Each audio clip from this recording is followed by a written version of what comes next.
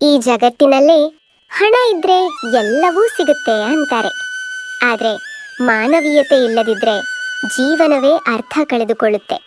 ಇದು ದೊಡ್ಡ ರಾಜಮನೆ ಕಥೆ ಅಲ್ಲ, ಒಂದು ಸಣ್ಣ ಹಳ್ಳಿಯಲ್ಲಿ ನಡೆದ ಸಾಧಾರಣ ಜನರ ಕಥೆ.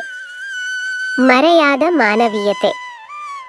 ಒಂದು ಸಣ್ಣ ಹಳ್ಳಿ, ಹಳೆಯ ಟೈಲ್ ಚಾವಣಿಯ ಮನೆ, ಅಲ್ಲೇ ರಾಮಣ್ಣನ ಬದುಕು. ಲಕ್ಷ್ಮಿ, ಇವತ್ತು ಕೆಲಸ ಸಿಕ್ಕಿದ್ರೆ ಚೆನ್ನಾಗಿರುತ್ತೆ. ಸಿಕ್ಕಿಲ್ಲ ಅಂದ್ರೂ ಏನಿಲ್ಲ, ನಾವು ಒಟ್ಟಿಗೆ ಇದ್ದೀವಲ್ಲ, ಅಷ್ಟೇ ಸಾಕು. ಅಪ್ಪ, ನಾನು ದೊಡ್ಡವನಾದ್ಮೇಲೆ ನಿಮ್ಮನ್ನು ಕೆಲಸ ಮಾಡಿಸೋದಿಲ್ಲ. ಅದೇ ನನ್ನ ಶ್ರೀಮಂತಿಕೆ ಮಗ. ಅದೇ ಹಳ್ಳಿಯಲ್ಲಿ ಮತ್ತೊಬ್ಬನ ಬದುಕು, ಹಣದ ಮೇಲೆ ನಿಂತ ಬದುಕು. ಈ ಬಡವರು ಯಾವಾಗ ಸುಧಾರಿಸ್ತಾರೆ? ಯಾವತ್ತೂ ಸಹಾಯ ಸಹಾಯ. ಶಂಕರಯ್ಯ ಹತ್ತಿರ ಹಣ ಇದ್ದರೂ ಸಹಾಯ ಮಾಡಲು ಮನಸ್ಸಿಲ್ಲ. ಒಂದು ದಿನ ಆಕಾಶವೇ ಅಳುವಂತೆ ಭಾರಿ ಮಳೆ. ಅಮ್ಮ, ದೇವ್ರೆ, ಯಾರಾದರೂ ಇದ್ದೀರಾ? ತಾತ, ಈ ಮಳೆಯಲ್ಲಿ ಏಕೆ ಇಲ್ಲೇ?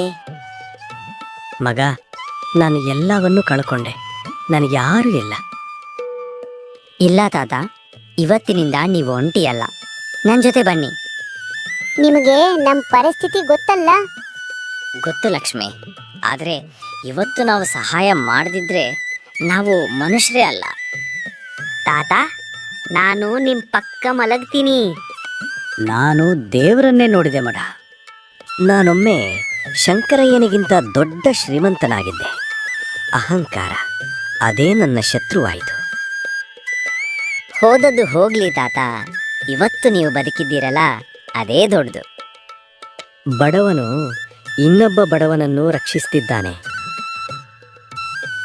ಅವನು ನಗಿದ, ಆದರೆ ಕಾಲವು ನಗುತ್ತಿತ್ತು. ಯಾರಾದರೂ ನನ್ನನ್ನು ಆಸ್ಪತ್ರೆಗೆ ಕರೆದೊಯ್ಯಿರಿ. ಆ ಕ್ಷಣದಲ್ಲಿ ಅವನ ಬಳಿ ಹಣ ಇತ್ತು, ಮಾನವೀಯತೆ ಇರಲಿಲ್ಲ. ನಾನು ಕರೆದೊಯ್ಯುತ್ತೇನೆ ಶಂಕರಯ್ಯ, ನೀವು ಒಬ್ಬರೇ ಅಲ್ಲ. ನಾನು ತಪ್ಪು ಮಾಡಿದ್ದೆ ರಾಮಣ್ಣ, ಎಲ್ಲರನ್ನೂ ನೋಯಿಸಿದ್ದೆ. ತಪ್ಪು ಅರಿತರೆ ಅದೇ ಹೊಸ ಜನ್ಮ. ಇನ್ನು ಮುಂದೆ ಯಾರಿಗೂ ನನ್ನಿಂದ ನೋವಾಗಬಾರದು. ರಾಮಣ್ಣ ಇನ್ನೂ ಬಡವನೇ, ಆದರೆ ಅವನ ಹೃದಯ ಹಳ್ಳಿಗಿಂತ ದೊಡ್ಡದು. ಹಣಕ್ಕಿಂತ ದೊಡ್ಡದು ಮಾನವೀಯತೆ. ದಯೆ ಮಾಡಿದ ಕೈ ಖಾಲಿಯಾಗಲ್ಲ.